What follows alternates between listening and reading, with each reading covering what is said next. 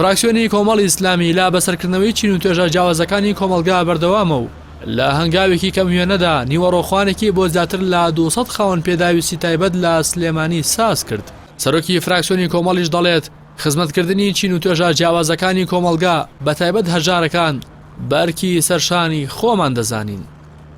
تەنها کەمێک لە ئەرشی سەرشانمان جێبەجێ کردووە. ئەرشی سەرشانمان لە ڕووی دینیەوە، لە ڕووی نیشتیمانیەوە، لە ڕووی نەتەوەییەوە. هیوادارم خوای گەورە لە هەموو لایەکی قبول کرد بێ و بتوانین لە داهاتوودا بە شێوەیەک کە دەسەڵاتمان ببێ خزمەتێکی شایستە بە چین و توێژی بە تایبەتی کەم ئەندامان بکەین کە یەکێکن لەو چین و توێژانەی کە لە کۆمەڵگەی ئێمەدا مەغدورن و بەڕاستی مەزلومن و تا ئێستا مافی شایستی خۆیانیان پێ نەدراوە. ئەمن بەڕاستی هەر ئەوەندەیە، هەر ئەوەندە دەتوانم بڵێم لە خزمەتیاندان هیوادارم بتوانین خزمەتی باشتر و شایستیان بکە کە شایستی پێگەکامی لەم کۆمەلگایەدا.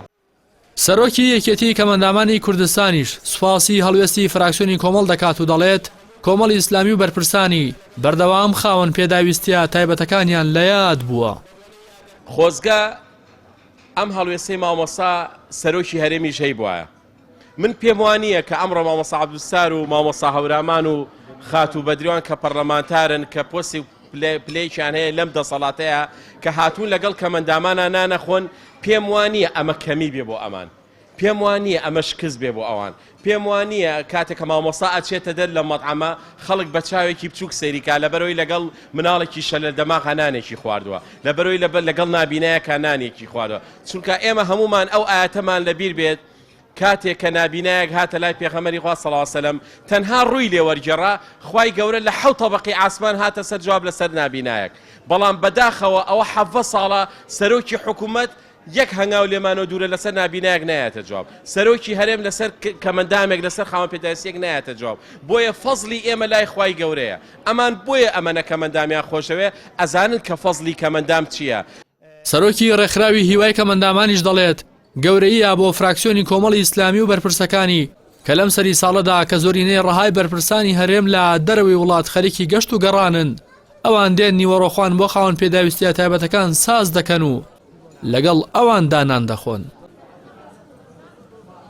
سپاسی جەنابتان ئەکەین بۆ ئەم ئەرکەی کە کێشاوتانە، سپاسی فراکسیۆنی کۆمەڵی ئیسلامی ئەکەین بۆ ئەوەی کە لەم نیوەڕۆخوانە توانیویانە سەرجەم کەمەندامان بە هەموو ڕەنگەکانەوە بە هەموو جیاوازیەکانەوە لە سفرەخوانێکا کۆبکەنەوانێ.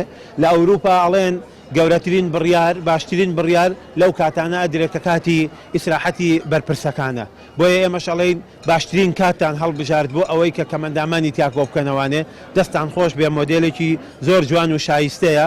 بەڕاستی کەسانی مسلمانی وەک جەنابتان ئێمە هەر شتیواتان لێ چاوەڕێەکەین، هەر هەنگاوی باش و شتی چاک و هەنگاوی خێرخوازانەتان لێ چاوەڕێەکەین.